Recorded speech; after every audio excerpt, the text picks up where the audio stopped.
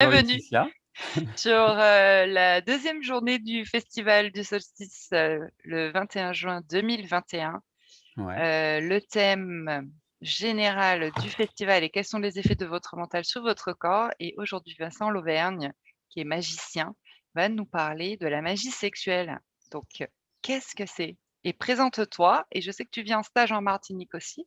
Donc, je Oui, te en laisse. octobre. On Oui, aura l'occasion d'en reparler tout à l'heure. Donc bonjour à tout le monde. Donc je m'appelle Vincent Lauvergne. Moi, ça fait un peu plus d'une trentaine d'années que je suis dans le milieu de l'ésotérisme. Donc ça commence à faire longtemps, on va dire. J'ai traversé plein d'époques, on va dire. Parce que c'est vrai que le domaine de tout ce qui est, on va dire, ésotérisme, spiritualité a traversé ces 30 dernières années, hein, avec l'avènement d'Internet et tout ça, on a traversé des époques, vraiment des époques, quoi. Et donc voilà, moi j'ai eu l'occasion de traverser tout ça. J'ai commencé très jeune, puisque j'ai commencé à lire des bouquins, j'avais 12-13 ans, quoi. J'avais l'âge de ma fille la plus jeune. Ce que je lui dis d'ailleurs, des fois, enfin à ton âge, je lisais quand même des bouquins qui étaient comme ça, quoi. Et voilà, et donc très tôt, à 20 ans, moi j'ai créé une association justement d'échange et de partage, on va dire, sur le domaine de l'ésotérisme, la spiritualité, tout ça. Et puis par la suite, j'ai commencé aussi à faire des conférences, des stages, et donc je me suis mis à mon compte il y a plus de 15 ans maintenant. Ah là là, oui. Ah oui, il y a plus de 15 ans. Et donc j'anime, beaucoup, beaucoup de formations. J'étais thérapeute aussi pendant plusieurs années parce que j'estime toujours que, enfin, c'est bien beau de connaître la théorie de quelque chose, mais si on pratique pas, en fait, on sait pas trop où on va, hein. C'est toujours pareil. Donc il faut pouvoir en parler, il faut pouvoir l'avoir vécu pour en parler. Donc voilà, j'ai été thérapeute pendant longtemps. J'ai fait beaucoup d'hypnose, j'ai fait beaucoup de, bilan énergétique, notamment, je travaille beaucoup sur la bioénergie, la lithothérapie aussi. Et puis voilà, de fil en aiguille, j'ai écrit des livres. J'ai commencé à écrire des bouquins en 2007. Donc j'ai écrit mon 7e ouvrage. Il est sorti, pas l'année dernière, mais il y a 2 ans, sur les encens. Donc j'ai plusieurs ouvrages qui ont été édités à l'étranger, traduits à l'étranger aussi, édités à l'étranger. Donc voilà, aujourd'hui, je suis à mon compte, hein, je vis de mon travail, de mes formations, de mes livres. Je suis également, directeur, d'ouvrage pour, le groupe Pictos, en fait. Le groupe Pictos, c'est le plus grand groupe éditorial, francophone, hein. C'est, les éditions Trajectoire, d'Angle, Chariot d'or, tous ces trucs-là. Mhm. Donc voilà, et puis accessoirement, en fait, j'ai repris des études. On va dire que étant gamin, les études, c'était pas mon truc. Donc j'ai eu un sociologue qui a lu certains de mes ouvrages et tout ça, qui m'a dit: «Bah, ce que vous écrivez quand même, c'est très fouillé, très très recherché». Il croyait que j'étais universitaire, en fait. Donc Mhm. j'ai dit: «Bah non, je ne suis pas». Donc il m'a fait rentrer à la Sorbonne pour, passer un master de recherche, en fait, en anthropologie des religions. Donc c'est vers ça aujourd'hui que je me dirige. L'idée, ce serait de passer le master et puis après de passer un doctorat en anthropologie des religions. Donc voilà, à mon âge, ça fait beaucoup de Bravo. choses. J'ai déjà fait beaucoup de choses, on va dire, et j'espère en avoir encore, beaucoup à faire, quoi. On n'arrête jamais. C'est bien, Oui, la mais de formation. toute façon, hein, c'est ce que je dis souvent, c'est quand, le jour où on s'arrête, on est mort quand on est passionné, quoi. Mais c'est ça, hein, une passion, c'est toute la vie où ça s'arrête, quoi. Une une Enfin, c'est passion et une mission, je dirais même. Ouais, alors j'ai pas la conscience de la mission. Alors ça, c'est plus des choses que certains me disent et tout ça, comme quoi: «Bah oui, mais c'est important ce que tu fais, machin et tout ça». Moi, j'ai plus, ouais, enfin, moi, je prends du bonheur dans ce que je fais, on va dire, mais je vois pas le côté où, par exemple, des fois, on me dit que ça fait changer quand j'apporte des connaissances ou un stage où les gens changent, mais c'est pas ce que je cherche, en fait. Moi, comme je dis, je suis la mère de personne. Moi, les gens, ils viennent, je dis toujours, c'est eux qui changent, parce qu'ils ont fait le choix de venir. Voilà. C'est pas moi qui fais changer qui que ce soit. Moi, c'est pas mon travail, on va dire. C'est les gens qui choisissent, qui font des choix et après qui continuent dans ces choix, parce que j'estime que tout le monde est responsable, en fait, de ce qu'il vit. Donc je le vois plus comme ça, tu vois? J'aime pas trop ce truc, en fait, j'aime pas trop le côté responsabilité que ça donne, tu vois? Ouais. J'ai pas envie, pareil, on m'a souvent demandé créer des groupes, créer là, par exemple, on va parler magie sexuelle, on m'a souvent demandé de créer un groupe, on va dire, de rituels, de magie, machin et tout ça et comme je dis souvent, moi, je m'occupe de moi. J'ai pas envie de prendre la responsabilité de d'autres personnes qui ne sont pas moi d'abord et diriger quelque chose, c'est aussi être responsable d'eux et c'est pas Mmh. quelque chose qui m'attire, en fait. Moi, je propose mes enseignements, les gens, ils en disposent, on va dire, ils font ce qu'ils veulent et s'ils sont contents, tant mieux, s'ils sont pas contents, bah, ils vont voir ailleurs, c'est pas la mais voilà, j'ai pas ce côté, hyper impliqué, enfin, je veux pas, je suis pas dirigiste, quoi, j'ai pas envie d'être le chef ou le truc de quoi que ce soit, quoi. Tu es un enseignant et Voilà. qui transmet. Point C'est barre. ça, exactement, point barre. Après les gens, ils font ce qu'ils veulent. C'est On est vraiment OK. mon truc, voilà. Voilà pour ça, donc voilà, aujourd'hui, j'écris, j'anime des stages et chez à cause ou grâce, je sais pas, au covid, on va dire, du coup, j'ai remis en place beaucoup de webinaires, sous forme en visioconférence puisque les stages, là, depuis 1 an, ça a été compliqué, on pouvait pas se déplacer, tout ça. Donc ce qui est intéressant avec ces ateliers vidéo, du coup que je propose notamment sur mon site, c'est qu'il y a des gens de partout dans le monde et Mmh. ça, je trouve ça merveilleux, quoi. Parce qu'il y a des gens des îles, il y a des gens, qu'est-ce que j'ai eu? J'ai eu Nouvelle-Calédonie, j'ai eu des gens en Australie qui Mmh. suivent les visios en Australie, enfin partout dans le monde, quoi et enfin moi je trouve ça merveilleux parce que c'est d'autres cultures, on se confronte. En Afrique aussi, quand on a parlé, j'ai fait, toute une série d'ateliers sur la magie sexuelle et j'avais, plusieurs, Africains de différents pays, en fait, d'Afrique et donc avec une vision de la magie sexuelle qui est propre Mmh. à leur culture et tout ça. Et c'est Mmh. super enrichissant, en fait, parce qu'il y a voilà, il y a un répondant. Quand on reste franco-français, on tourne un petit peu en rond, on va dire mais quand on a des gens de tous les horizons, mais c'est Culture. merveilleux parce que, ils vont dire: «Bah, ah oui, non, mais dans ma culture, c'est comme ça et nous, on fait comme ça» et puis, moi, ça me permet aussi d'évoluer et de dire: «Waouh, c'est intéressant, ça peut être, quelque chose, un lien pour ma pratique et tout». Donc ouais, c'est vraiment, voilà, c'est vrai. Je C'est trouve génial. ça une Oui, la expérience vraiment la intéressante. crise a été quand même bénéfique, à ce niveau-là pour tout le monde, hein, pour Ouais. l'ouverture justement à L'ouverture, c'est exactement ça, en fait. C'est cette espèce d'ouverture que ça nous donne sur l'autre, sur les autres, sur des gens qu'on ne croiserait pas autrement et que d'un exactement. seul coup, tu dis: «Ah ouais, on a des points communs et on peut partager ces points communs» et je trouve ça assez chouette, quoi, ouais, clairement. Donc voilà, comme quoi tout n'est pas forcément négatif, hein. Non. On est d'accord. Alors donc, oui, aujourd'hui, on va parler, du coup, on va parler de la magie sexuelle. Alors, qu'est-ce que c'est que la magie sexuelle? Alors déjà, la première chose, je pense, qui est importante sur laquelle se mettre d'accord, c'est qu'est-ce que la magie?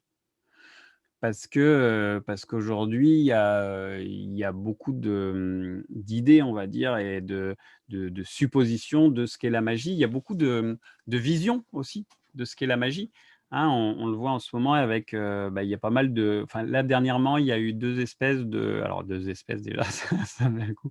On va dire qu'il y a eu 2 petits reportages qui sont passés, un sur la télé suisse et puis un autre sur, TMC, je crois, qui étaient un peu des trucs à charge ou un peu des trucs à la, Bimbo, Witches, enfin aujourd'hui c'est Mmh. ça, les sorciers se mettent à nu sur TikTok, on va dire et en fait, ils donnent une vision et une image de la magie qui n'est pas de la magie, en fait. C'est ni de la sorcellerie, ni rien du tout. C'est, un phénomène de mode à un moment donné, qui va durer, j'espère qu'il durera pas longtemps parce que du coup, c'est assez pénible pour ceux qui étudient et qui pratiquent, quoi.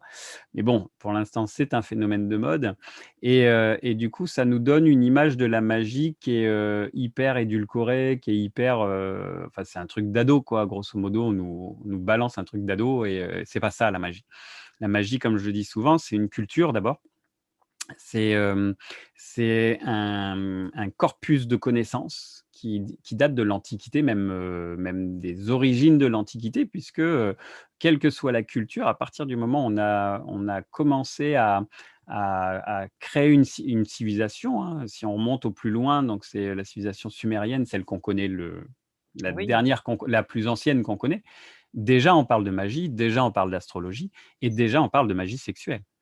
Donc on voit bien que c'est quand même, alors, Ancestral. la comment? Civilisation sumérienne, c'est il y a 5 000 ans.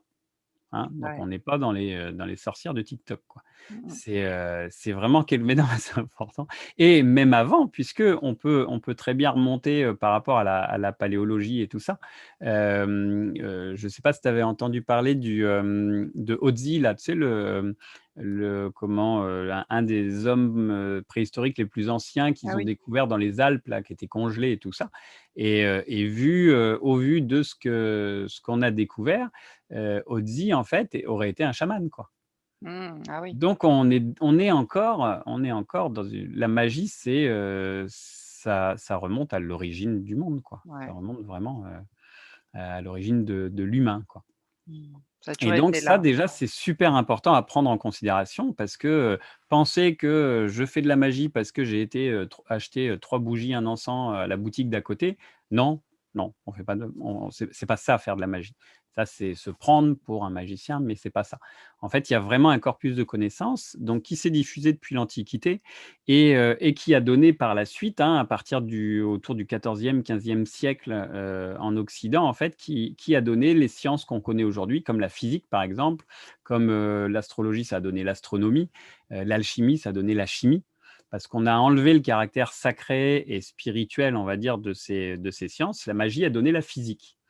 Donc moi, souvent, j'aime bien prendre faire des métaphores et prendre des images comme celle-là, parce que ça permet de comprendre aux gens que la magie, c'est pas basé sur rien ou sur le rêve quoi, ou sur je sais pas, hein, le truc chacun sa vérité ou chacun en magie non, il y a pas chacun sa vérité, on a des faits, on a des connaissances, on a une base.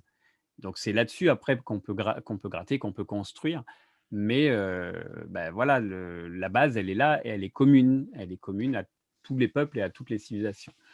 Donc on a ce corpus de connaissances-là et donc du coup, c'est intéressant d'associer, magie et physique parce que effectivement, la physique, aujourd'hui, alors même si elle a un peu perdu, de la vision qu'on en avait à l'origine, la physique, c'est l'observation de la nature à la base. Mmh. C'est j'observe la nature, j'essaye de comprendre comment elle fonctionne et j'essaye de reproduire son fonctionnement. C'est ça en fait la physique et la magie, à l'origine, c'était de la physique, on va dire, naturelle, en quelque sorte. C'était, je regarde la nature, je prends en considération que dans la nature, il y a des choses que je ne comprends pas. Il y a ce qu'aujourd'hui on appelle des énergies. Et ces énergies, en fait, comment elles fonctionnent, pourquoi elles sont là, comment moi je peux les récupérer, comment je peux les utiliser à mon profit ou au profit de ma communauté, on va dire. Et je vais tester des trucs et en fonction des trucs que je vais tester, je vais trouver des lois, on va dire, qui régissent ces énergies. Voilà, la magie, c'est vraiment ça. Donc c'est vraiment ce corpus de connaissances-là et qu'on va adapter en fait à la sexualité. Pourquoi la sexualité? Parce que, pour tous ceux qui ont eu une expérience sexuelle, une même une toute petite expérience sexuelle, on va s'apercevoir en fait que dans l'acte en lui-même, on va dégager une énergie qui est considérable. Et donc cette énergie-là, c'est exactement la même que l'énergie qui nous entoure, que l'énergie qui nous fait vivre en fait, puisque au-delà de l'oxygène qu'on respire, on a aussi une part d'énergie en fait qui rentre en nous et qui va nous permettre de vivre puisqu'elle va alimenter, hein, les Chinois l'ont très bien compris et ils ont tracé d'ailleurs tous ces réseaux et tout ça d'énergie en plus de nos réseaux sanguins, on va dire, sur lesquels ils travaillent notamment avec l'acupuncture. Et donc, effectivement, on va avoir comme ça on va voir se dessiner ces espèces de cartographie, on va dire, énergétique et dans la sexualité, on s'est aperçu qu'effectivement le rapport sexuel engendre une énergie qui est considérable. Alors cette énergie, il faut la comprendre pour pouvoir l'apprivoiser, pour pouvoir la maîtriser, on va dire et l'utiliser. Et déjà dans les lois fondamentales, on va dire de la magie, alors là je vais pas parler de, comment dire, alors, je vais faire des raccourcis, on va dire, avec, masculin et féminin, mais je suis convaincu que énergétiquement parlant, une femme peut avoir une énergie Mmh. masculine, un homme peut être, d'énergie féminine et cetera. En fait, il faut bien comprendre que ça ne touche pas l'être en lui-même, on va parler au niveau énergétique. Mais c'est plus facile pour les termes, en fait, de dire, l'homme c'est comme ça, la femme c'est comme ça. Mmh. En réalité, c'est beaucoup plus complexe que ça. Dans un couple, par exemple, homosexuel, on va voir l'un des 2 qui va avoir l'énergie masculine, l'autre qui va avoir l'énergie féminine. C'est comme ça. OK. On a toujours une polarité de toute façon pour pouvoir être complémentaires. Il va falloir engendrer une espèce de polarité. Autrement, on ne s'entendrait pas, on s'affronterait en fait tout le temps. Mmh. C'est comme les aimants en fait, hein. Tu mets, le nord face au nord, ils se repoussent. Tu mets le nord face au sud, ils s'attirent. Et nous, c'est exactement la même chose. Et au niveau des polarités, dans la tradition, on va dire, magique, on s'est aperçu que l'homme avait une énergie, lui, alors l'homme donc le masculin, on va dire, avait une énergie qui était puissante, mais rapide. C'est-à-dire que quand l'homme fait de la magie, quand l'être qui a, on va dire, l'énergie masculine va faire de la magie, il va engendrer une action qui va être forte, mais qui ne va pas durer. En fait, c'est, un acte magique pour un homme, on va dire, ça va être quelque chose de très fort, voilà, une espèce d'une grosse boule d'énergie qui va se dégager, mais qui va durer quelques jours, quelques semaines maximum. À l'inverse, on va avoir, dans la partie féminine, une énergie qui est, beaucoup plus douce, on va dire, mais qui elle, va se diffuser sur de la durée à l'inverse. Voilà, ça peut Mmh. durer sur des mois et des mois. C'est pour ça que dans les différents rituels, par exemple, au niveau, au niveau magique, on va retrouver des rituels qui sont très, très différents. On va retrouver des rituels, par exemple, où, c'est un rituel que tu fais une fois pour une action et on le fait maintenant comme ça. On va composer quelque chose d'assez fort avec, plein de bougies, plein de machins, plein de bidules et on le fait une fois, on donne tout ce qu'on a et c'est réglé. Ça va être un rituel qui sera souvent, essentiellement masculin. Et on va avoir des rituels comme les neuvaines. Je ne sais pas si tu as déjà entendu Oui, parler du principe de la neuvaine, en fait, hein. C'est ici, la on, prière c'est que très connu aux Antilles, bah, voilà, bah, aux Antilles. Moi, je connais plus, La Réunion où je vais régulièrement aussi, où c'est pareil. Et en fait, la neuvaine, c'est quelque chose de très féminin dans le sens où c'est une prière qu'on va faire tous les jours, pendant 9 jours. toujours. Et donc parce que, cette énergie féminine, comme elle est un peu plus faible et ben, on va l'accumuler, l'accumuler, l'accumuler. Sauf qu'une fois que la neuvaine, elle est terminée, cette énergie-là, elle va se diffuser pendant des mois. Alors que l'homme, lui, il a fait son rituel un coup et c'est parti. Et c'est là où la magie sexuelle est, à mon sens, la plus puissante des magies, c'est qu'on va associer la partie féminine à la partie masculine. Donc on va avoir à la fois dès le départ une énergie puissante et aussi une énergie fécondante avec la Mmh. femme, puisque cette énergie-là, elle va rester sur la durée pendant, des mois, quoi. Donc on a vraiment l'être parfait en quelque sorte qui va être engendré en quelque sorte dans la pratique de la magie sexuelle. Et ça, c'est hyper important à comprendre parce que, aujourd'hui et depuis enfin, surtout dans la société occidentale, on a eu tendance à diaboliser la magie sexuelle, hein. Généralement, la magie sexuelle alors et puis c'est ça qui a tendance un peu à me tuer aussi, c'est qu'on l'a diabolisé parce que l'Église catholique a dit, «Le sexe, c'est mal, les femmes, elles ont pas d'âme, elles sont pas pures», enfin, je veux dire, il faut pas oublier que pour l'Église catholique, la femme a commencé à avoir une âme qu'en 1930. Ils ont reconnu l'âme à la femme en 1930, je veux dire, c'est quand même énorme, quoi. Mmh. Donc on voit déjà la mentalité, occidentale, parce qu'on a toujours plus ou moins alors même s'il y a des luttes qui se font et tout ça, on a toujours cette mentalité qui est hyper imprégnée où on va rabaisser la femme. On le voit dans la société, tout le temps et on voit que, pendant des siècles, la femme, elle était mise au rebut donc mon Dieu, surtout, ne rien faire avec la femme. Attention, c'est la méchante, c'est la sorcière. On a vu les chasses aux sorcières, à partir du XIIe, XIIIe siècle où, c'était plus un prétexte pour se débarrasser des femmes un petit peu indépendantes plutôt qu'il y ait vraiment de sorcellerie. Il y a jamais eu vraiment des grosses sorcières ou les ecclésiastes ont pu le raconter. Il y en avait pas, enfin c'était pas ça. La femme au contraire et ça c'est important aussi de le souligner, c'est que la femme qu'on disait être sorcière au Moyen Âge, c'était davantage une guérisseuse et Mmh. quand tu remets en fait dans le contexte de l'époque, alors déjà, c'était des illettrés, hein, tous, puisque, la culture, elle était réservée aux plus riches et ils étaient pas nombreux. Et en fait, là où l'homme allait au champ pour faire les travaux difficiles, machin et tout, pour aller, planter les légumes, ramasser le blé et cetera, la femme, elle avait la responsabilité que, l son mari et ses enfants, soient en forme. Il fallait qu'ils puissent manger, il fallait qu'ils soient, forts, il fallait qu'ils soient soignés s'ils étaient malades. Si l'homme ne pouvait pas aller travailler au champ, il y avait plus d'argent qui rentrait et c'était la mort de la famille. Donc elle avait une responsabilité qui est énorme et cette responsabilité-là, et ben, elle arrivait à s'en dépatouiller, on va dire, en ayant la maîtrise des plantes médicinales, en ayant la maîtrise des soins, en fait, tout simplement. C'était des guérisseuses, hein, principalement des guérisseuses. Mais souvent, c'était des femmes qui étaient, du coup, plus intelligentes, qui étaient, plus indépendantes parce que quand le mari, il mourait au champ, il fallait qu'elle se démerde, hein, pour faire manger la famille et tout ça et ça gênait les hommes puisque la femme, normalement, elle ne devait pas prendre la moindre responsabilité et c'est comme ça qu'on est tombé, en fait, dans ces Mais processus, est-ce qu'il y de avait une retransmission, des femmes justement? Elles se le alors, retransmettaient? il n'y avait pas comme, aujourd'hui dans les, comment dans les films, tout ça, on va nous parler de coven ou de trucs comme ça n'existait pas à l'époque. C'était vraiment des communautés, on va dire, qui étaient assez fermées, donc c'était des villages qui étaient au milieu d'un groupe de champs. Il faut vraiment pas voir la vie au Moyen Âge comme la vie aujourd'hui. Il y avait pas les moyens de communication et il y avait pas les moyens de déplacement aussi. Quand on allait au village voisin, c'était le bout du monde, quoi. On y allait à pied déjà, on y passait la journée et tout ça. Donc il y avait pas de rassemblement de sorcières avec des coven comme on le voit aussi.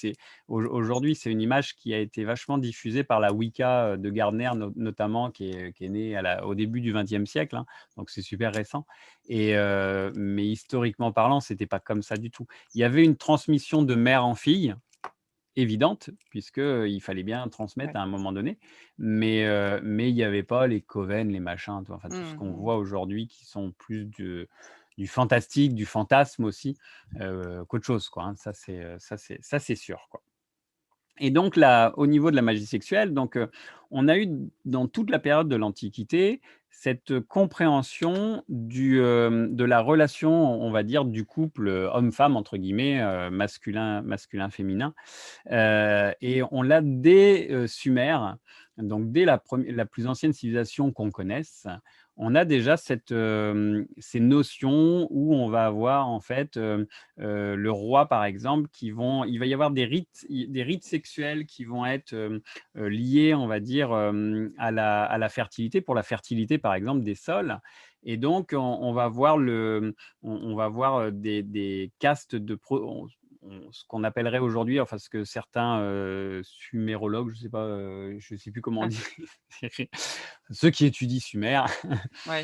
on va avoir des espèces de castes pardon, de prostituées sacrées, c'est-à-dire des prêtresses, hein, tout simplement, qui à un moment donné vont, il va y avoir par exemple un rituel dans l'année, qui va célébrer, notamment Inanna. Inanna, Mmh. c'était la déesse, notamment de la fertilité, enfin c'est une déesse qui a pas mal de visages qui après, s'est transformée un petit peu dans les cultures suivantes comme pareil Hécate et tout ça, on en entend beaucoup parler aujourd'hui. Et donc Inanna, va être incarnée par la prostituée sacrée. Donc elle va jouer le rôle de la déesse et cette déesse descend sur terre pour s'accoupler avec le roi et en symbolisant comme ça le roi qui est, le responsable, on va dire, de la terre et ben, va s'accoupler avec la déesse du ciel et donc on va avoir en fait cette union sacrée en quelque sorte, la terre et le ciel pour assurer la prospérité, la fertilité à son peuple tout simplement, et on a ça dès les Sumériens quoi, je veux dire. Mmh. Donc c'est quelque chose d'assez fort. On a des textes là-dessus quoi, où c'est décrit et donc on va bien avoir comme ça une classe de prêtresses comme ça qui va être destinée, on va dire à assurer la fertilité via la magie sexuelle quoi. On va avoir ça aussi chez les Grecs après avec les mystères d'Éleusis en fait, où il va y avoir en fait certaines classes donc il va y avoir plusieurs niveaux, on va dire, dans ce qu'on appelle les mystères d'Éleusis. En fait, c'est toute une prêtrise, on va dire. Et dans certains niveaux, on va avoir aussi des rites sexuels. On va en avoir aussi, qu'est-ce qu'il y avait? On soupçonne qu'il y en avait chez les Celtes aussi au moment de Beltane, rite de fertilité encore une fois. Qu'est-ce qu'on en a on en a eu beaucoup en Afrique, où, ils n'ont pas eu l'influence, on va dire, catholique, telle que nous, on a commencé Mmh. l'avoir, enfin, il y a 2000 ans quand même, hein. Nous, on l'a bien supporté, quoi. C'est eux, ils ont eu ça très tard, donc leurs rites sexuels sont restés pendant très longtemps et comme, encore une fois, pareil, l'Afrique, c'est quelque chose qui est extrêmement intéressant parce qu'on pense connaître l'Afrique, mais parce qu'on le regarde avec nos yeux d'occidentaux et c'est pas ce qu'il faut faire, c'est pas du tout ça. L'Afrique, c'est pas, des pays, en fait, c'est des ethnies et chaque ethnie a une culture, a des rites différents et quand on va vraiment s'intéresser, à l'ethnie, on va découvrir comme ça des choses qui sont assez fabuleuses et des rites sexuels qui sont très anciens, finalement. Parce que, voilà, parce que, la vision, très négative du sexe que nous, on a aujourd'hui en Occident, les autres pays l'ont pas eu. Parmi les rites sexuels les plus, importants, on va dire les plus anciens, on a aussi, l'Inde avec le Mmh. Kama Sutra, hein. Je veux dire l'Inde, c'est un traité de sexualité. C'est un traité de belle sexualité où on apprend, on va dire, à travailler en quelque sorte via la sexualité, on va apprendre à travailler via la sexualité pour avoir, une bonne santé, enfin voilà, un bon équilibre et tout ça. Ils avaient déjà compris ça il y a plusieurs milliers d'années, quoi. Et ceux moi j'ai eu l'occasion de pas mal, étudier aussi, c'est le taoïsme des Chinois. Dans le taoïsme, c'est un truc qui est absolument incroyable, c'est que vous avez des médecins, donc taoïstes qui peuvent vous faire une ordonnance en vous disant: «Ben voilà, il faut que vous ayez tant de rapports sexuels, par semaine pendant tant de temps et ça va vous guérir ça». Parce qu'il y a L'énergie. des systèmes énergétiques qui sont bloqués, il y a des choses comme ça et que, justement cette sexualité va permettre en fait de rééquilibrer des choses qui ont été déséquilibrées, quoi. Donc on en a partout, en fait. Mais, j'ai quelque chose, enfin, ça me fait réfléchir, par rapport à l'Afrique et l'Inde. Quand même, les hommes ont un petit peu quand même transformé, non, ces rites? Parce que je vois, par exemple, en Afrique, de nos jours, il y a beaucoup de, sortilèges, marabouts, retour de l'être aimé, donc enfin, je sais pas, je Oui, après l'associe, c'est il y tu a vois? si tu veux, tu as la pour ça, moi, j'aime bien faire une distinction, alors qui plaît pas forcément toujours, mais j'aime bien faire une distinction entre sorcellerie et magie. Je disais tout à l'heure, la Mmh. magie, c'est quand même, lié à un corpus de connaissances qu'il faut apprendre. Je veux dire, tu as pas le choix. Je veux dire, si tu veux faire de la magie, il faut que tu connaisses les bases, c'est comme ça. La sorcellerie, c'est souvent un mélange de tambouilles. Voilà, qui aura pas forcément bonne presse et où déjà la morale, c'est pas tu vois, l'idée, c'est de faire plus du pognon avec la sorcellerie qu'autre chose et donc on va pas hésiter à, faire des envoûtements, à faire des trucs un peu tordus et effectivement, au niveau des rites sexuels et tout ça, ça devient un peu tout et n'importe quoi. Donc c'est vraiment faut vraiment distinguer le côté comme ça, grosse tambouille, allez on y va, on fait un peu ce qu'on veut quoi et puis, la morale on s'en fout et le côté, magie où la magie c'est quand même une recherche, une compréhension en fait de comment fonctionnent les énergies de la nature, c'est vraiment ça et ça demande une culture, forcément. J'ai souvent dit d'ailleurs, quand j'étais plus jeune, j'étais persuadé que la magie n'était pas élitiste. Je me disais: «Tout le monde peut le faire» et tout ça. Au bout de 30 ans, je me dis: «Bah, non, en fait, la magie, c'est un peu élitiste parce que tu as une foule de choses à apprendre et tu as pas le choix, en fait. Si tu les sais pas, tu vas te planter. Donc à un moment donné, si tu te mets pas à fond, à 200 dedans, tu vas pas y arriver, quoi». Tu voulais me poser une question? Oui, oui, c'était par rapport à l'Inde aussi, puis ça me fait rebondir puisque bon, en Inde, effectivement, il y a le Kama Sutra, donc on Mmh mh. imagine qu'ils pratiquent des énergies sacrées, on va dire. Mmh. Mais à D'où a côté de découlé ça, le tantrisme, hein, du coup, hein. oui, c'est vrai, mais à côté de ça, donc ça doit faire partie, mais moi j'ai l'impression on rejette beaucoup les femmes quand elles ont leur lune, par exemple. En Inde, les femmes, qui ont leurs règles, en fait, sont complètement rejetées, mis à part, tu dors dans le lit à côté, la chambre à côté. Mmh. Donc est-ce que ça fait partie du processus de toutes ces énergies tantristes ou Beh C'est les Oui, hommes en qui fait. ont transformé un peu le ouais. Non, c'est pas une question de ça. J'ai eu le même, enfin le même truc avec un sioux. J'avais participé avec un vrai sioux Lakota, qui était Mmh. venu en France, Jerry Johnson il s'appelle et qui faisait un comment ça s'appelle? Un inipi en fait, donc une sweet Mmh. lodge, Mmh un mh. truc, une expérience, formidable, parce que, bah, il y a plein de gens qui se disent chaman en France, tu sais? Et puis qui vont faire des sweet lodge où c'est un petit peu le sauna sympa, cool, tu vois? Voilà et puis on boit un thé à la fin et voilà, quand c'est un sioux qui te le fait, en plus le gars, c'est un des derniers danseurs du soleil. C'est-à-dire que c'est le gars, il suit un rite en fait, où, il s'accroche, il se plante des hameçons qui sont comme ça dans la poitrine, tu vois? C'est relié à un mât et il danse en fait autour de ce mât pendant, plusieurs heures et quand ils arrivent au bout du truc, tu vois? Bah, il tombe en transe, donc ça arrache les moi j'ai vu sa poitrine, il était tout le temps torse nu le gars, tu avais des espèces de marques, partout là. Oh Et, là là. et le gars, il tombe en transe, il va chercher une vision. C'est des trucs, je connais aucun occidental qui le fera, tu vois. Ah non, je veux pas être chaman en fin de compte.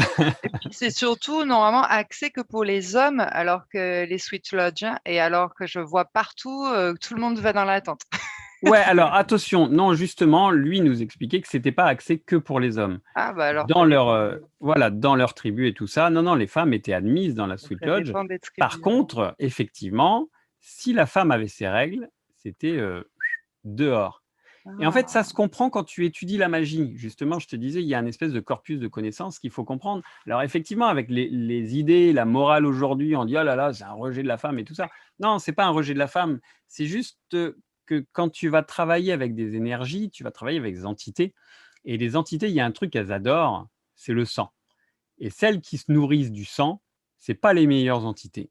Donc toi, tu veux faire un travail avec des entités, on va dire, qui vont être plutôt élevées, tout ça, donc qui vont t'apporter, qui vont chercher à t'élever. Le problème, c'est que c'est la même chose si tu commences à te couper ou tu commences à avoir tu vois, des soucis au niveau, enfin, du sang. Si tu commences à sacrifier un truc, bah, les énergies qui débarquent, c'est pas les mêmes. Et soit tu veux t'élever, soit tu vas attirer des espèces de trucs qui vont se nourrir de ton énergie via ton sang et qui vont être plus des sangsues ou des choses comme ça. Donc en fait, il est là le vrai elle est là la vraie raison. Alors c'est sûr, une femme qui, se dit sorcière, et qui a ses règles, elle veut faire son rituel, elle va dire: «Bah oui, mais ouais, c'est vachement, machiste et tout ça». Non, c'est pas machiste, c'est juste C'est d'un point de réel, vue énergétique, faites gaffe, quoi. Après vous c'est faites ce que vous réel. voulez, je m'en fous moi, hein, mais Mmh. voilà, c'est vraiment faites gaffe et c'est pour ça et il y a beaucoup de cultures qui ont gardé ça justement parce que c'est, effectivement, tu perds du sang, en plus tu perds un sang que ton corps rejette, donc c'est quand même, top pour les entités et oui, vas-y. Non, je te laisse finir. Ça me Ouais, suscite beaucoup de questions, en fait, c'est très intéressant. Aujourd'hui, c'est le solstice, on est le 21 juin, ouais, donc ouais, on peut faire des rituels, ouais. mais si la femme a donc ses lunes aujourd'hui, c'est mort, si je comprends bien le sens. Après voilà, après ça va toujours dépendre en fait du rituel que tu vas faire et de ce que tu vas appeler. Tu vois, je te prenais l'exemple de la sweet lodge. Quand un sioux, il te fait une sweet lodge, c'est pas pour, juste pour fumer le calumet entre potes, tu vois? Quand un sioux, il te fait une sweet lodge, il appelle des gens. Il appelle ses ancêtres, il appelle, son père, les pères de ses pères et tout ça. Donc il appelle des entités, tu vois? Et son objectif, c'est quand même que les bonnes entités débarquent.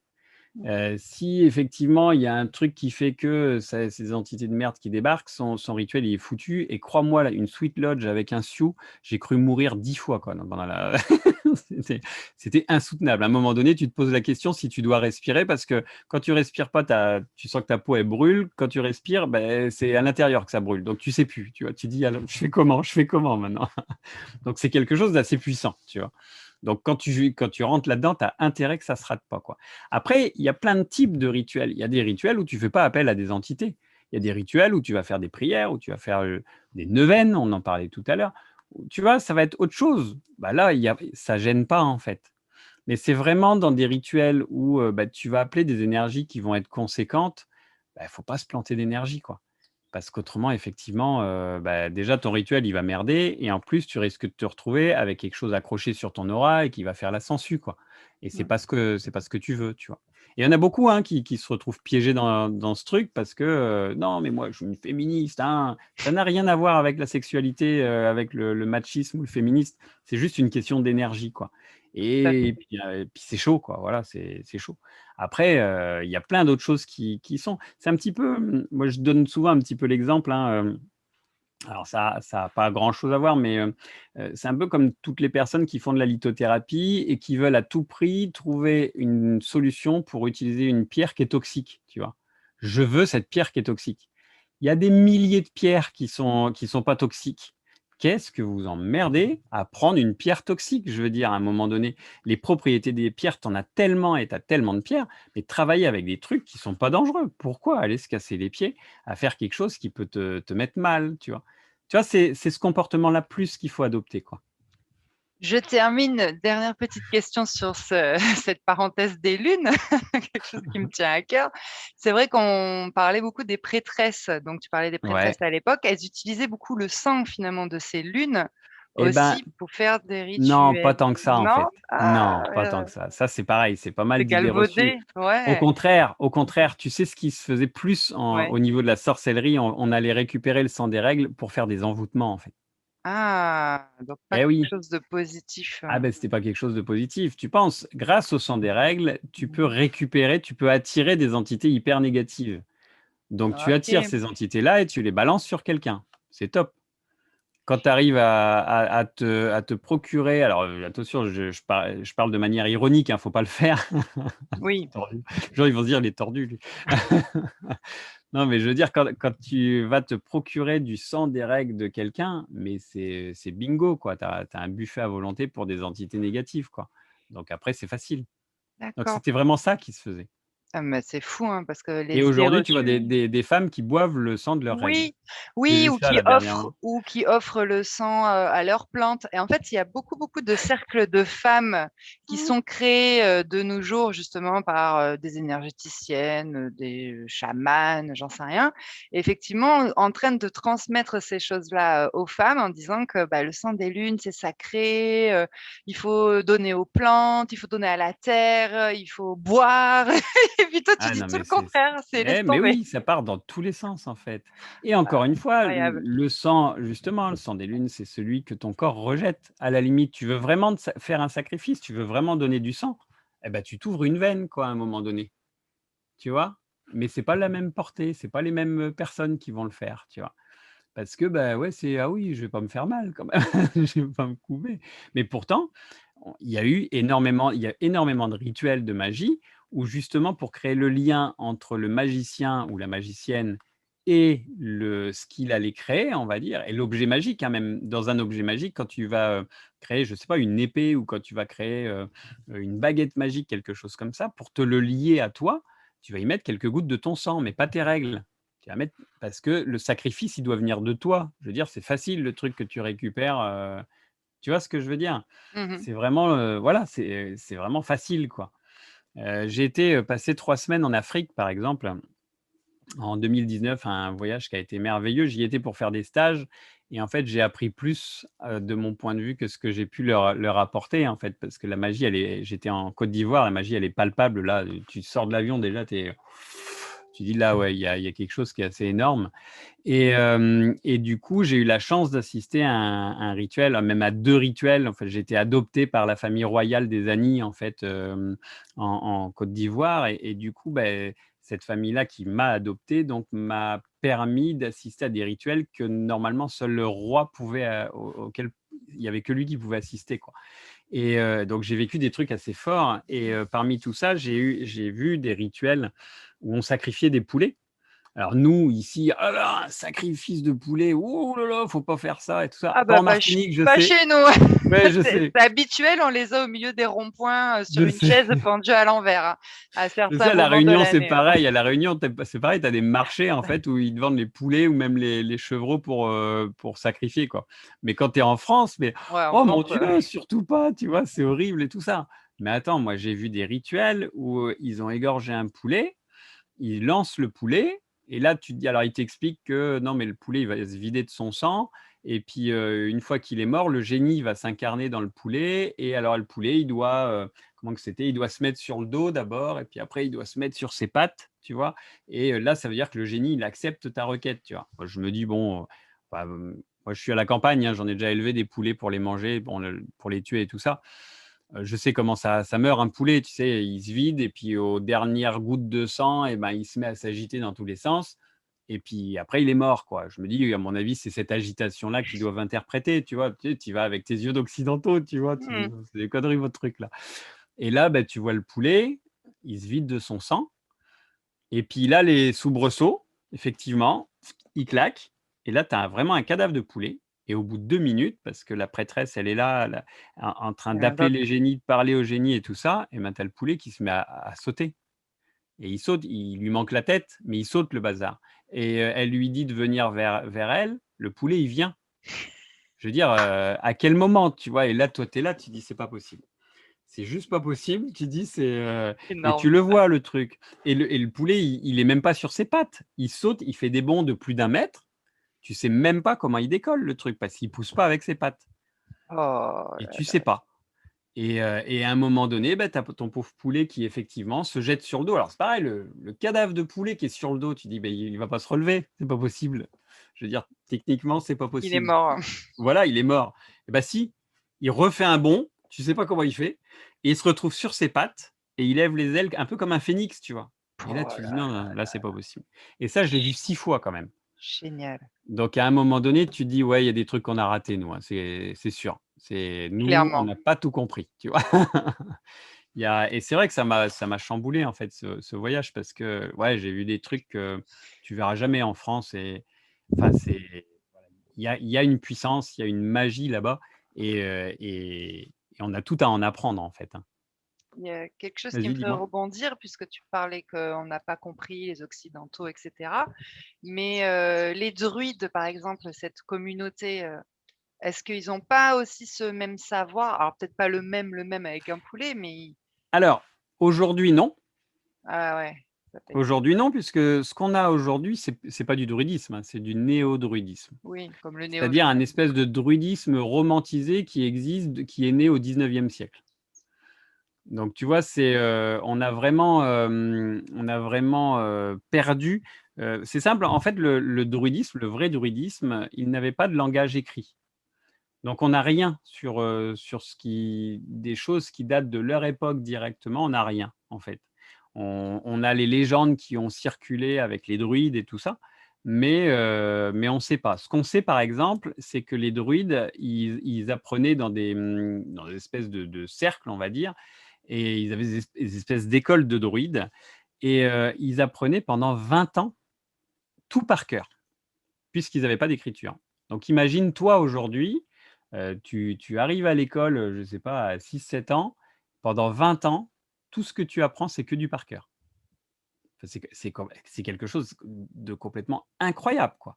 Et ils avaient une connaissance qui portait sur tous les domaines de leur société, c'est-à-dire la magie, l'astrologie, l'astronomie, les lois aussi, puisque c'est eux aussi qui rendaient justice, la médecine, tout ce qui devait, faire le socle de leur société, ils l'apprenaient à ce moment-là, quoi. Et ça pendant 20 ans et tout en par cœur.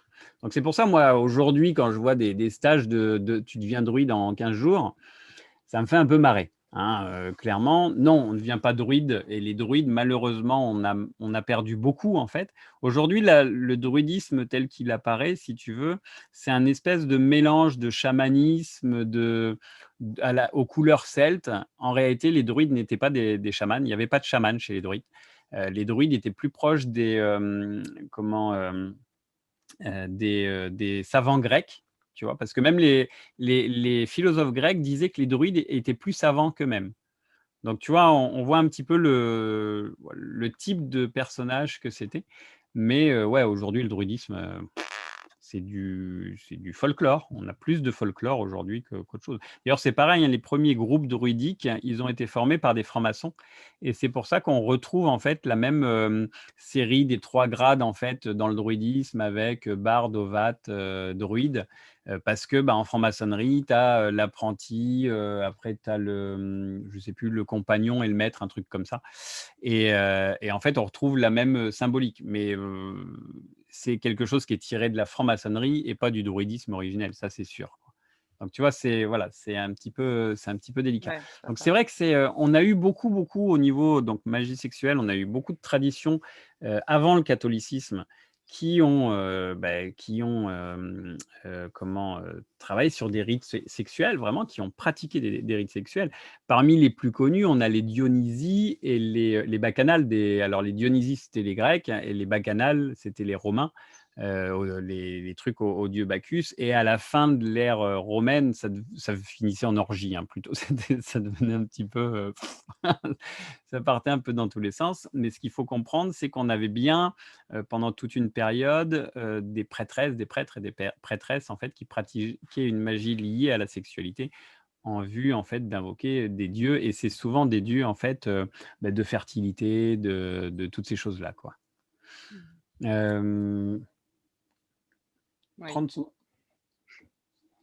Donc, pour il ceux est là aussi ton qui écran. viennent de nous rejoindre, donc, le webinaire est enregistré, hein, donc vous pouvez revoir le Ouais. replay, Une toute petite seconde, je t'en prie. problème technique, voilà. Voilà, désolé. Alors Donc du oui, coup, on en est donc où? je disais, donc voilà, il y avait tous ces côtés, donc pratiquants et tout ça. Après, bah, à l'arrivée du catholicisme, on a mis une espèce de gros voile dessus et c'est seulement malheureusement, alors je dis malheureusement parce que ça a beaucoup tardé, c'est au début du XXe siècle qu'on a eu en fait un espèce de courant de pensée, enfin 19e, 20e siècle, on a eu un courant de pensée qui a commencé à vouloir pratiquer la magie sexuelle parce que, enfin, je veux dire, c'était un moment où on voyait ce qui se faisait chez les Indiens quand même, on voyait ce qui se faisait chez les Chinois. Je veux dire, quand nous, on a une culture de merde autour de la sexualité et que tu vois les autres qui disent: «Beh, non, mais c'est quelque chose qui épanouit, dont on a besoin, c'est un fondamental de toute façon». Ben, il y en a qui ont commencé à se dire: «Mais, ouais, où c'est qu'on s'est vautré, quoi?» Et donc ils ont commencé à reproduire alors, à l'époque, c'était la mode de faire des espèces de loges, de groupes, tu vois? D'ordres magiques, on va dire, d'ordres secrets et on a commencé à avoir des ordres magiques qui se sont intéressés à la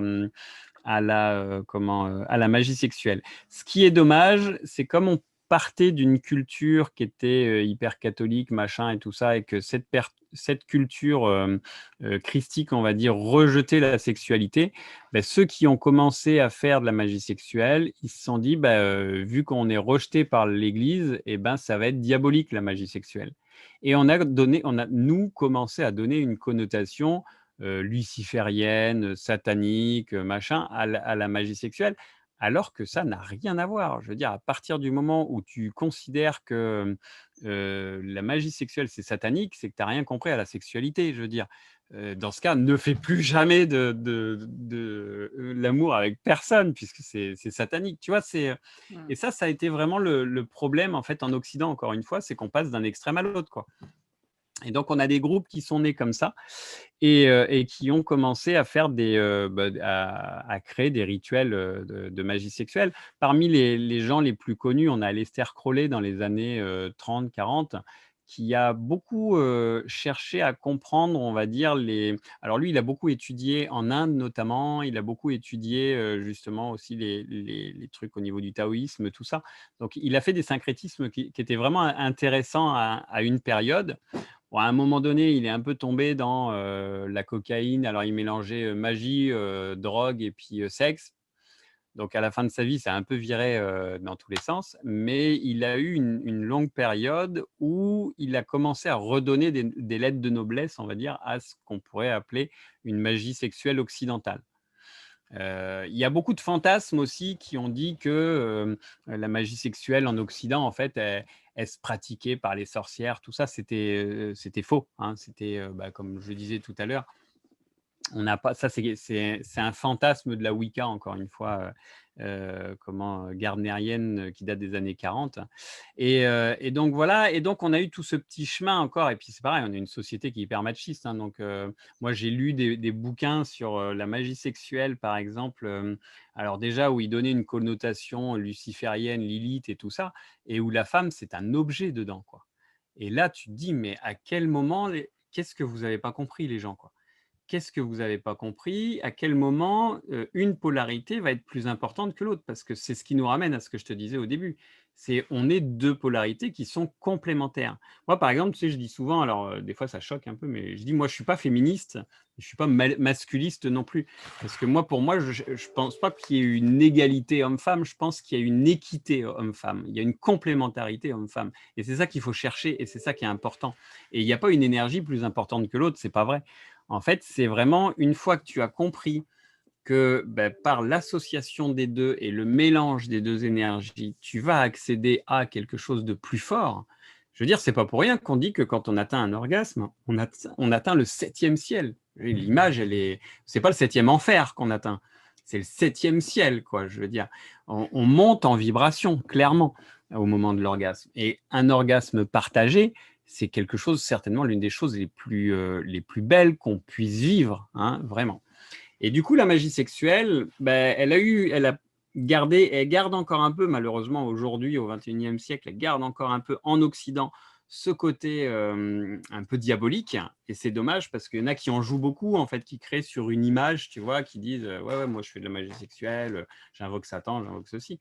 Mais malheureusement, moi, ce que j'essaye de transmettre notamment dans mes ateliers vidéo que j'ai fait sur la magie sexuelle, hein, c'est de reconsidérer notre vision de la sexualité, reconsidérer notre vision du couple ou des couples, enfin voilà, quelle que soit la sexualité de chacun. À la limite, il n'y a absolument aucune limite, justement, et comprendre que la sexualité, toutes les autres cultures nous l'ont transmis.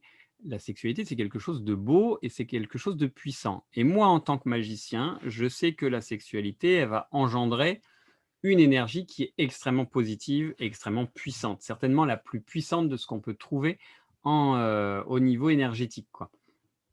Et donc par des rites qu'on va recréer. On peut s'inspirer de rites de l'Antiquité, puisqu'ils avaient pigé ce truc.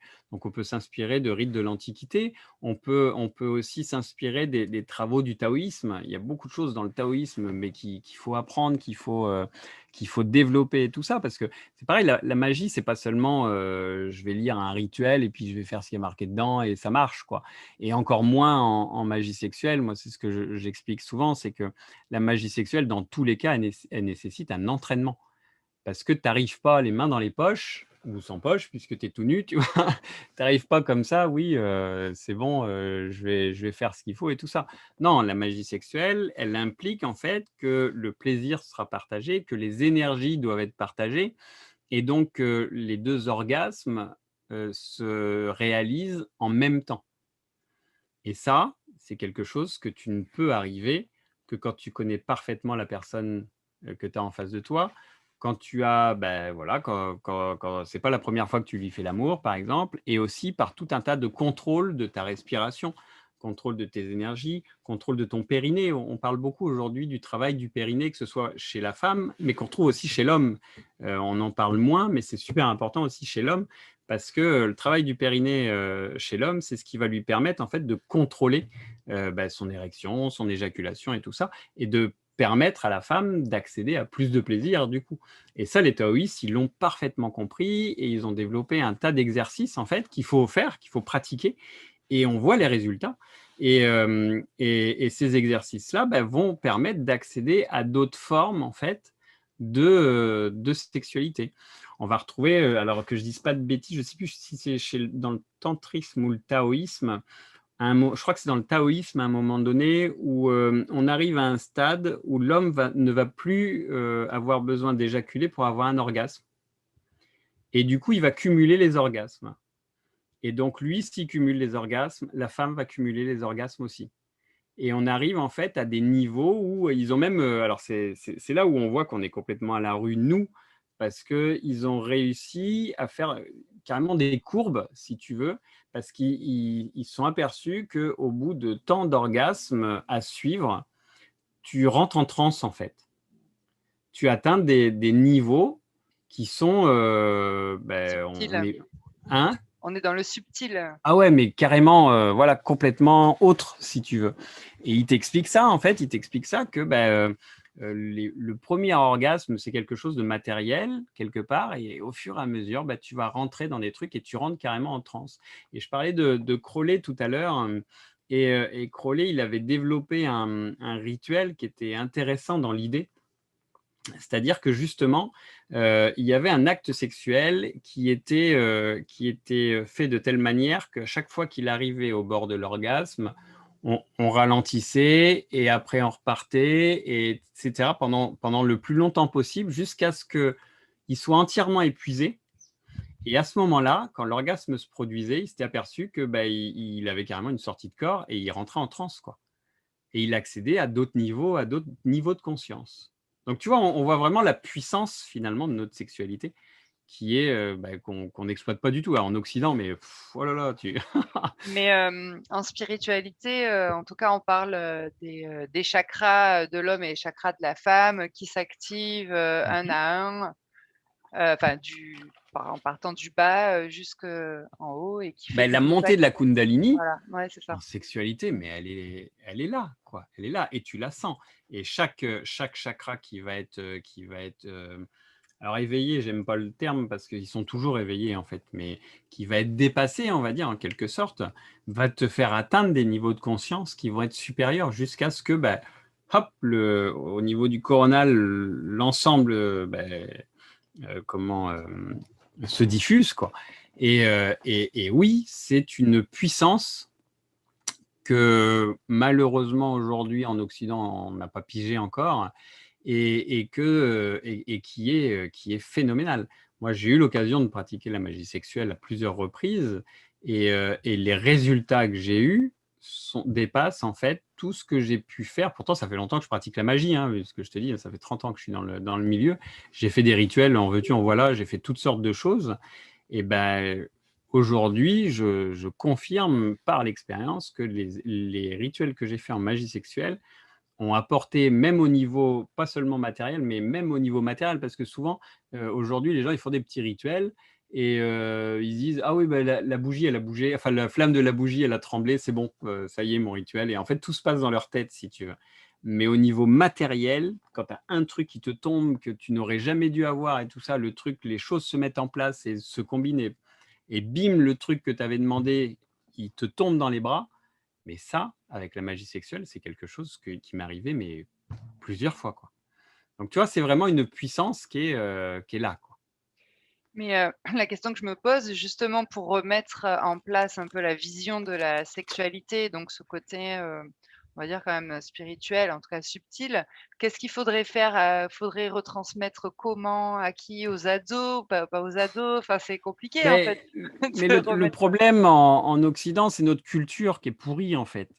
Je veux dire, c'est toute l'éducation, à un moment donné, qu'il faut remettre. Je veux dire, dès le début, les gamins, tu les brides et tout, et tu leur dis. Enfin, il y a plein de parents, hein, qui font ça, hein. Le sexe, c'est sale, c'est mal, c'est pas bien, c'est moche, c'est ceci, c'est cela. On devrait avoir une vraie éducation sexuelle dans les collèges, tu vois, même dans les collèges, pour leur expliquer que non, c'est pas sale, c'est pas tabou. Tu as un sexe, t'as un sexe de la même manière que tu as des bras, des jambes, c'est une partie de ton corps. À quel moment on peut dire: «Oh là là, ça, ça, faut pas y toucher, hein». Surtout, tu y penses pas et on met un voile dessus, et tu vois? C'est ça, en fait, on a une éducation qui nous a bridés, en fait, et s'il y a autant de gens malheureux, s'il y a autant aussi, c'est ce que je dis, hein, s'il y a autant de, comment ça s'appelle? Merde, qu'est-ce que j'étais en train de dire? S'il y a autant de gens, en fait, qui y a des viols, des choses comme ça, si C'est tu ça. veux, autour de nous, c'est aussi pour ça. C'est parce que les gens, sexuellement, ils sont complètement à la ramasse. Sexuellement, voilà, il y a on a mis des tabous. Regarde tous les problèmes de pédophilie qu'on va avoir, en fait, chez les prêtres ou les trucs comme ça. Je veux dire, c'est un truc qui est à nous quand même. Je veux dire, à un moment donné, il faut arrêter de se poser des questions, quoi.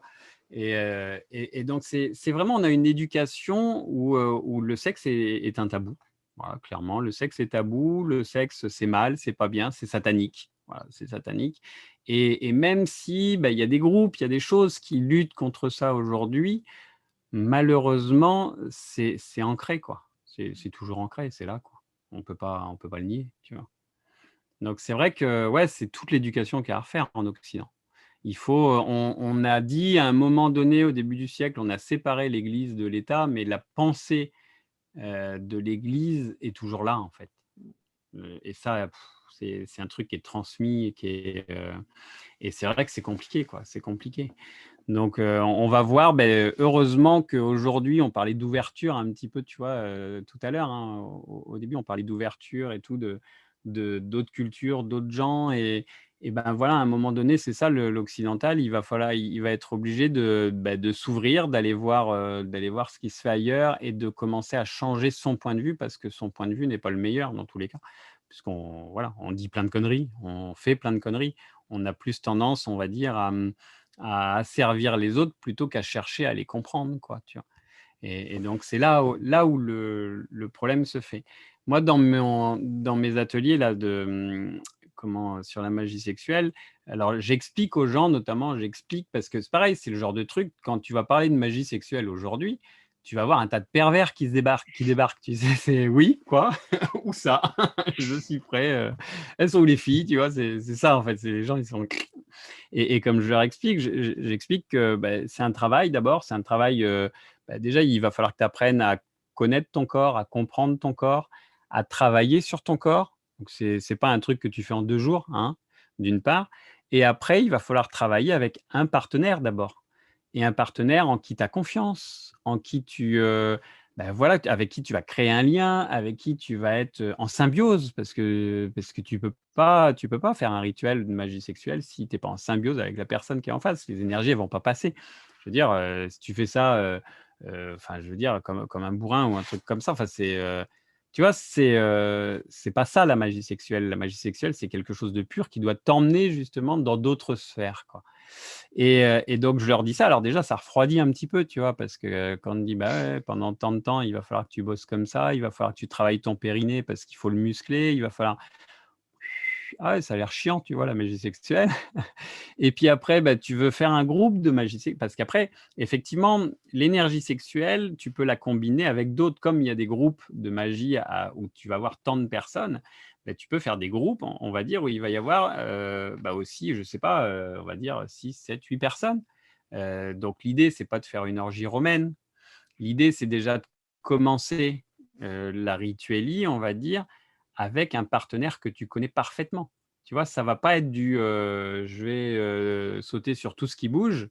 C'est plutôt, on va partager une énergie qu'on va développer déjà à 2 et qu'on développe déjà à 2, quoi.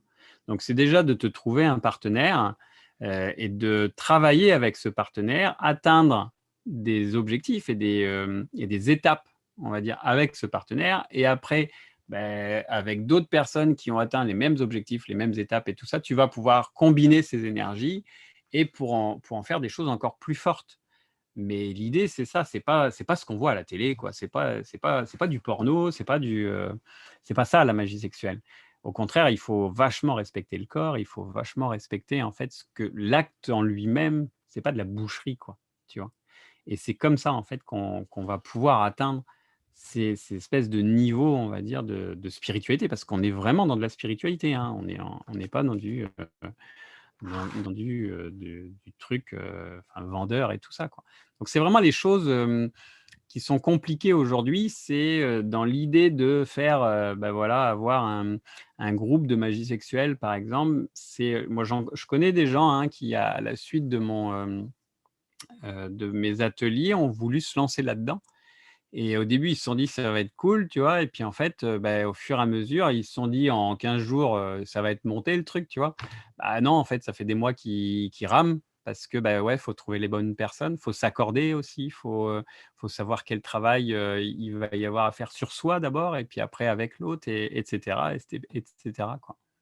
Oui, c'est vrai qu'il y a cette dimension de travail sur soi, de savoir qui on est, en fait. Ah ben bien Parce qu'on sûr, a l'impression que, bah, la sexualité, bon, bah, c'est facile, quoi, mais en fait, on est dans notre propre réalité et on ne sait pas, en fait, exactement, ce qui nous exactement. attend, en fait, ou ce que de quoi on est capable aussi et comment Et ouais, après, il faut être vachement à l'écoute de l'autre. ouais, aussi, ouais. Mmh. Et oui, et ça, c'est pas donné à tout le monde, hein. Non.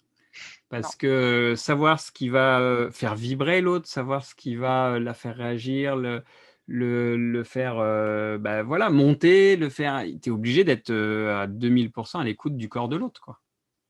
Autrement, ça marchera pas. Puisque, encore une fois, l'objectif ultime en magie sexuelle, c'est que l'orgasme soit partagé, soit à un moment donné où, les 2 personnes vont atteindre l'orgasme en même temps, vers un même but. Alors ça aussi, c'est quelque chose que les gens, ils ont un peu de mal aussi, parce que les gens qui vont débarquer là-dedans, eux, ils viennent pour, bah, pour coucher avec tout ce qui bouge, tu vois? Bah, sauf que non, en réalité, tu couches pas avec tout ce qui bouge déjà, et en réalité, c'est pas pour toi que tu le fais, en fait, c'est pour l'objectif, et ça, c'est très, très compliqué. Parce que pendant ton rituel, quand il va falloir que tu commences à penser à ton objectif, bah, des fois, il y en a, ils perdent leurs moyens. Mmh. Bah oui, puisqu'ils sont plus concentrés sur ce qu'ils sont en train de faire, tu vois? Ils sont plus dans leur excitation, dans leur truc, parce que, bah, c'est pareil, cet orgasme-là, en réalité, alors tout à l'heure, je disais, il doit être partagé. En fait, il doit être commun, c'est-à-dire qu'il doit arriver en même temps que l'autre. Mais l'orgasme, cette énergie qui va être, produite, tu dois pas la garder pour toi. C'est pas comme quand on fait l'amour, en fait. Quand on fait l'amour, il y a un échange d'énergie, il y a l'orgasme, il est partagé, il est voilà, il se mêle dans les 2 personnes, les 2 en profitent et tout va bien. Mais là, en l'occurrence, bah, dans cette, l'optique de la magie sexuelle, l'orgasme, il doit être dirigé, donc au moment de l'orgasme, et c'est très difficile, les gens ils croient que c'est truc, mais vraiment faut le tester. Au moment de l'orgasme, tu dois ne plus penser qu'à ton objectif. Tu imagines quand même le truc, quoi?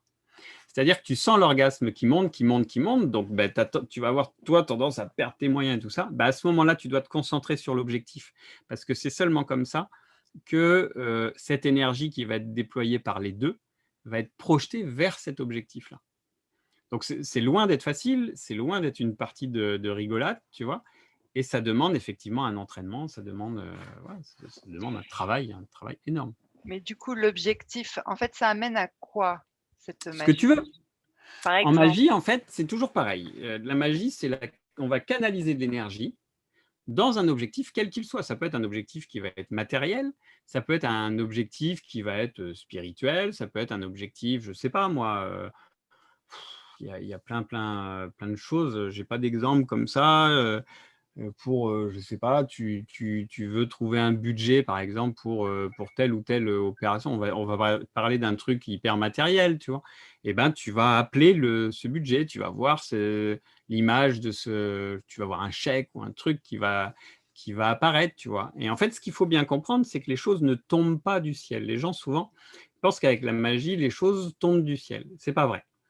En fait, la magie, elle emploie toujours des chemins que tu n'aurais pas employés en temps normal, c'est-à-dire auxquels tu ne vas pas penser.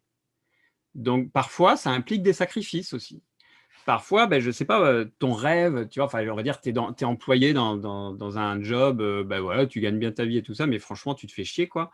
Et du coup, ton rêve, ça va être je sais pas, d'être photographe.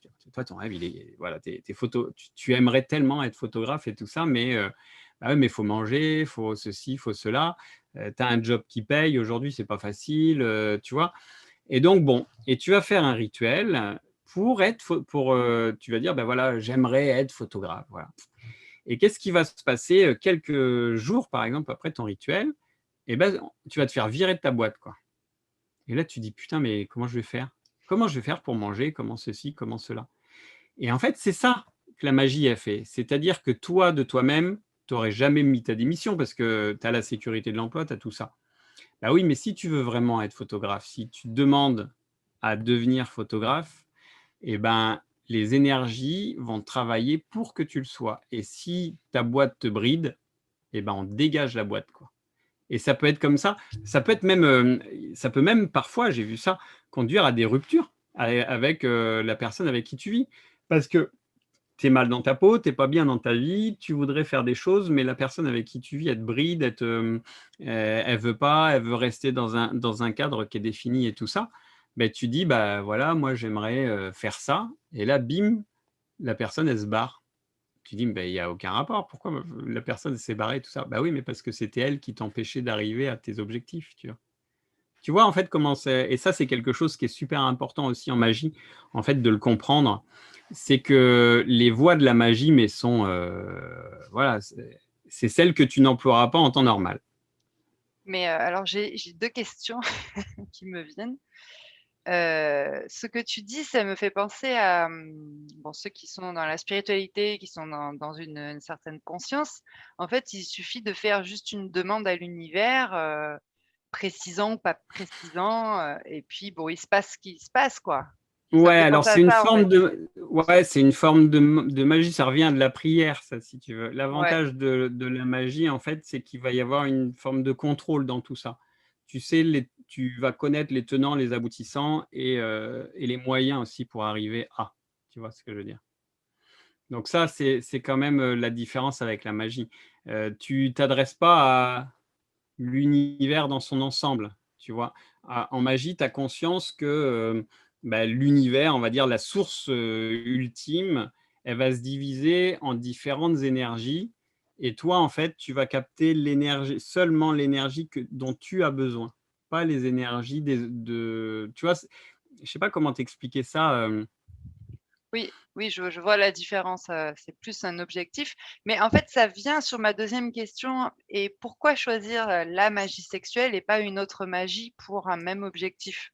Eh ben, quand ton objectif, si tu veux, il est extrêmement, difficile à atteindre. En fait, c'est ça, hein, la magie sexuelle, elle va te OK, permettre d'atteindre des trucs que, avec ton énergie personnelle, tu pourras pas atteindre parce que c'est trop gros, tu vois? C'est trop, OK. on va dire qu'il y a vraiment presque des volumes, il y a des puissances à atteindre que tu vas pas atteindre de toi-même tout seul. Donc quand vraiment ton objectif, il est gros, il est important et que tu as la possibilité de pratiquer la magie sexuelle, parce il faut avoir le binôme qui va bien, hein, c'est clair. Hein. Et ben, quand tu as cette possibilité, tu sais que via la magie sexuelle, tu vas arriver à ton objectif de manière beaucoup plus sûre, beaucoup plus certaine, quelle que soit la taille de l'objectif. C'est vraiment ce qu'il y a de plus puissant, en fait. C'est vraiment, voilà. C'est vraiment ce truc-là, quoi. Et tu as dit que tu avais fait des vidéos, enfin, on est sur une formation de combien de temps? J'ai fait 4 ateliers vidéo qui font tous un peu plus de 2 heures, tu Ah oui, vois, avec un doc et tout ça. Et chaque atelier vaut 25 €. d'accord, Donc ça va, accessible sur ton site.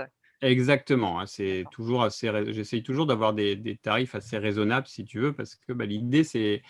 Moi, je vise plus l'accès, de pouvoir donner accès à un maximum de personnes plutôt que tu vois, seulement à des gens qui ont beaucoup de moyens et qui ne sont pas forcément les plus à même, parce que souvent, il y a des gens qui ont beaucoup de moyens, qui vont payer très très cher des formations et qui n'en feront rien, en fait, tu vois.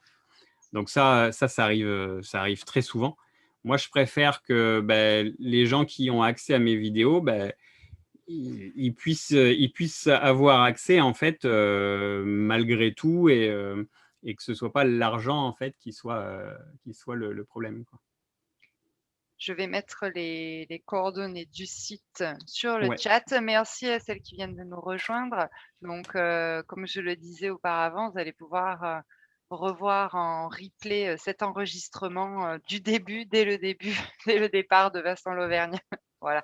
Donc je vais mettre, pour les participants, le site et puis, ce serait bien aussi de remettre en fait, ton lien avec les stages que tu vas faire en Martinique parce que, je constate qu'il a été, envoyé à tous les panélistes et en fait, c'est à tous les Comment on fait? panélistes, les Ah ouais, je vois. Attends, participations, alors tu attends, vois? attends, attends, Ouais, c'est attends. un peu le bazar sur Zoom, je suis pas très à l'aise, Et mais participants. voilà Voilà, il faut que je note. et là, je vais Voilà, mettre normalement, ça devrait y être. Après, je ne sais pas ouais, si les gens qui auront accès au replay auront oui, accès au lien, tu vois. bah, bah, on va pouvoir, leur dire s'ils vont revoir le Ouais. replay. Ou tu le mettras sous le, peut-être sous le, je sais pas, sous la vidéo, je sais pas trop ce qui est De toute possible. façon, Je vous crois allez que... même sur le Facebook de Vincent Lauvergne. Oui, On après, voilà. retrouve, Après, les coordonnées ou même, sur ouais. Google, vous tapez Vincent Lauvergne, bon comme je viens de faire même, Ouais, tu mets Vincent Lauvergne voilà, et voilà quoi. Et on retrouve assez facilement quand on mes veut. coordonnées quoi. Donc ouais, je peux aussi. Ah non, c'est pas .fr, c'est .com. Ah! Mais Parce qu'en fait, j'ai deux sites. sur Google, on le trouve, hein. OK. Ben, je sais, mais Google, il n'a pas mis à jour le truc. Mais c'est ma faute aussi. Il faudrait que je fasse la redirection du .fr vers le .com. Mais en fait, j'ai .fr, c'est mon ancien site que je mets plus à jour. Et le Ouais, .com, c'est le nouveau site où il y a bah, où je mets à d'accord. jour quoi. Et donc, mais faut que je trouve le temps. Mais c'est Voilà. compliqué quand tu gères tout en fait. Et puis c'est pas mon métier l'informatique, tu vois. Chacun son métier, moi c'est pareil. Mais bon, on fait avec ce qu'on Exactement, a, avec les moyens qu'on a.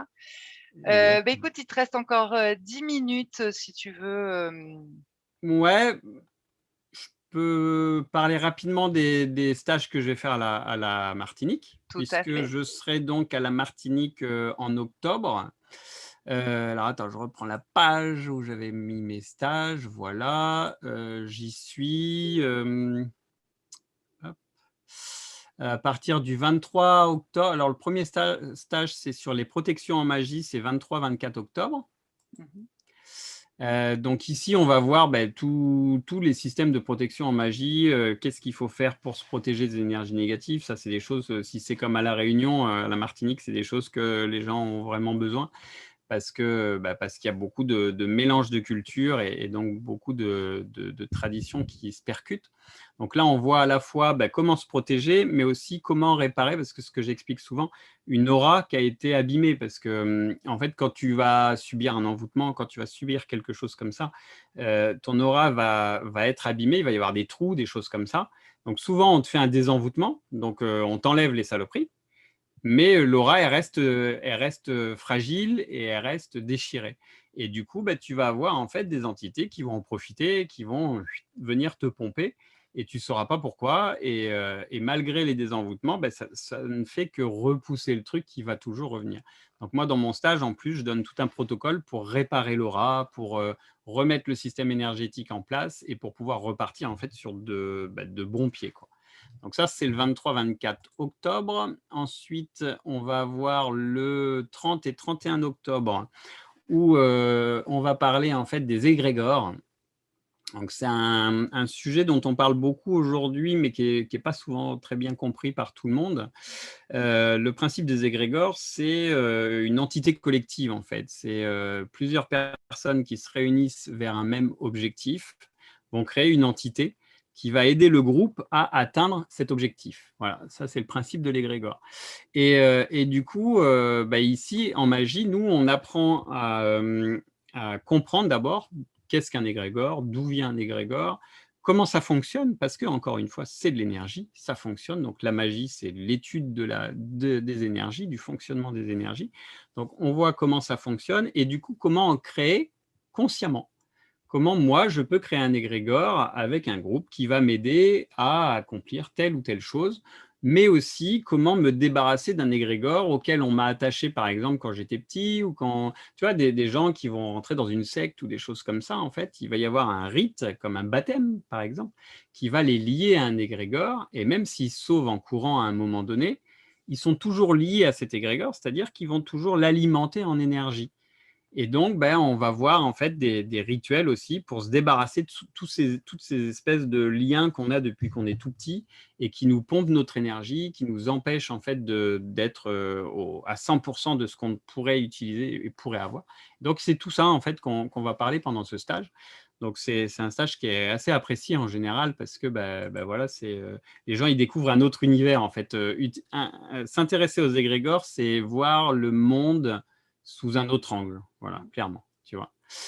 Et le troisième stage que je propose, il est le 6 et 7 novembre. Et donc là, ça sera sur les talismans. En fait, qu'est-ce qu'un talisman? Comment on fabrique un talisman? Et au-delà de ça, comment on va décrypter un talisman? En fait, un talisman, si tu veux, c'est un objectif qui va être symbolisé parce que d'abord, ton inconscient, il ne comprend pas l'analytique, il ne comprend que le symbole. Donc, tout ton objectif, il va falloir le transformer en symbole dans un langage qui est clairement un langage commun à toute l'humanité. On a tous, d'ailleurs, on retrouve des symboles comme le pentagramme, comme l'hexagramme, des choses comme ça, quelle que soit la culture, hein. Et donc là, on va apprendre justement ces symboles, ce langage, qu'est-ce que ça veut dire, comment on transforme un objectif en symbolique et comment on crée un talisman pour qu'il soit efficace et qu'il soit vraiment qu'on puisse arriver à l'objectif voulu, quoi. C'est important parce que souvent les gens ils vont acheter des trucs, des talismans tout faits dans les boutiques ESO et tout ça et ça sert à rien, clairement ça sert à rien. En fait, ton objectif, il faut vraiment que tu apprennes à le créer, le symboliser avec ce qui se trouve dans ta culture, ton inconscient, toutes ces choses-là, en Toi-même, fait, tes avec croyances, toi-même. toi-même, exactement. Et donc, c'est ce qu'on va apprendre, en fait, pendant ce stage.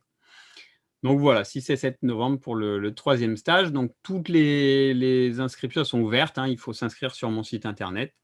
Et puis voilà, et puis comme ça me permettra de venir découvrir votre belle île et puis ses habitants. Voilà, voilà. Bah, c'est super, un beau programme en tout cas, bien Bah ouais, riche. ouais, tout Ça me à donne fait. envie déjà de m'inscrire. Bah, Ah, j'espère que ça donnera envie à d'autres, mais hein. oui, Alors à chaque fois, je crois que c'est 10-12 places maximum, hein, mais 12 oui, places maximum. Donc voilà, je suppose. faut pas traîner, quoi. Faut pas traîner. Voilà, alors si les 2 participantes qui sont arrivées, en Veulent plein poser une petite voilà, question. intervention, même, si elles ont loupé le début, bah, vous pouvez, je crois, lever la main. Je crois que ça C'est fonctionne mignon. comme ça, lever Vous la pouvez main lever la main, mais c'est pas sûr. ou alors envoyer un petit message sur le chat. Sur le chat, ouais, à la limite. Ouais. Et puis non, parce que je vois qu'il y a aussi, un question-réponse. Vous n'avez aucune question ouverte.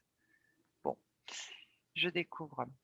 Et Donc il pleut voilà. toujours chez moi. Ah, bon, tout va bien, Super, superbe purifier. temps. Faut se purifier. C'est la purification, la pluie. Ah, enfin, là, ça fait 3-4 jours, c'est bon la purification. On est super purifié ici. Bon, bah, écoute, je te remercie, Eh ben, c'était encore un une plaisir. fois, Vincent. Ouais. C'était très intéressant. Donc je vous invite à revoir le replay, quand vous allez le recevoir par mail. Ensuite, bah, on va se retrouver, à midi. Alors je sais plus pour l'heure en France, 18 h, je Eh crois, ben, 18 h. Ouais. pour le prochain webinaire de Roméo Cornal.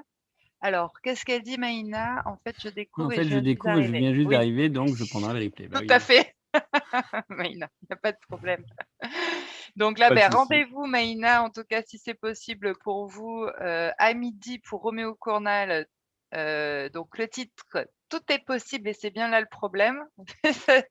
Il est spécialiste en neurosciences, notre Roméo Cornal, donc ça va être très intéressant. Ah Et oui. puis, ben, c'est toute la journée pour nous, hein. En suivant, on a 14 h Sandra Vimont, notre québécoise, qui va nous parler du concept du supramental, qui est très, très, très intéressant. Et on termine avec notre martiniquaise Aurore Larcher, qui est déjà auteure de plusieurs livres Mmh. et elle va nous parler de l'éveil grâce à cette crise sanitaire. Finalement, c'était, très, très positif, hein. C'est Alors toujours comme c'est ça. pas très, très positif, mais il y a toujours du positif, quoi qu'il arrive de toute façon. Pour moi, On peut pas c'était très tout jeter positif en pour moi. négatif. Pour moi, Ah, c'était ouais. très positif cette pandémie, en tout cas. J'ai pu mettre en Moi, place, j'ai des amis qui ont perdu, des membres de leur famille, donc je peux pas dire que ouais, ça c'était c'est moyen. positif, tu vois? Ouais, ça c'est pas très, ouais. Ouais, bon, Bon, on perd des membres de notre voilà. famille, aussi en dehors de la pandémie, hein. Dans tous les cas, c'est la Ah la bah, vie, tout la à fait, oui, mort, bien sûr, ça ouais. fait partie du Ouais, jeu, comme je vais dire. c'est ça. En tout C'est cas, ça. merci encore une fois à toi pour ta participation au Festival du Solstice. C'était la deuxième édition en digital. D'accord. Et je vous retrouve, donc tout le monde à midi. Est-ce que tu vas pouvoir suivre un peu les autres webinaires, Vincent? Tu sais pas? Oh non, moi, bah, là, tu sais, là, mes enfants, ils vont pas tarder à arriver. Après, il y a les Ah ouais, ouais, devoirs ouais. et puis, Ah oui, ouais, ouais, ouais. les petits, Oui, c'est vrai, on est lundi, il y a le travail, il y a on l'école est encore. lundi, nous, tu vois, il est 5h30, à 6h, ils arrivent là et après, c'est la course, quoi. Ça marche. Bon, bah, écoute, Voilà. merci à toi, très intéressant et au plaisir de se revoir, du coup en octobre Eh ben, en merci. Martinique. À bientôt. Bye bye. Bye.